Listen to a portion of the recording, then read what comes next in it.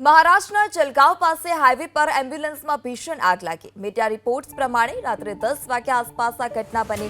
એમ્બ્યુલન્સના એન્જિનમાંથી ધુમાડા નીકળવાની ચાલકને જાણ થઈ અને જે બાદ તાત્કાલિક જ ચાલક અને એમ્બ્યુલન્સમાં રહેલા લોકોને નીચે ઉતારી દેવામાં આવ્યા।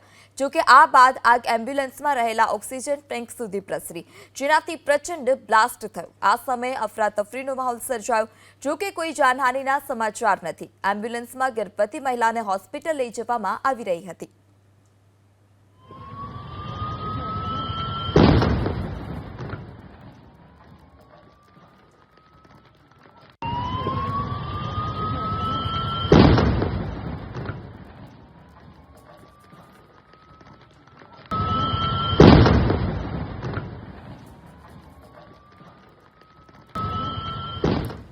તો મહારાષ્ટ્રના જલગાંવ નજીક એમ્બ્યુલન્સમાં બ્લાસ્ટ। હાઈવે પર આગ લાગ્યા બાદ એમ્બ્યુલન્સમાં બ્લાસ્ટ થયો હતો। જાણ થતાં જ એમ્બ્યુલન્સમાં રહેલા જે ચાલક હતા તેને નીચે ઉતારી દેવામાં આવ્યા। જે ગર્ભવતી મહિલા પણ એમ્બ્યુલન્સમાં સવાર હતી તેમને પણ સુરક્ષિત રીતે નીચે ઉતારી દેવામાં આવ્યા।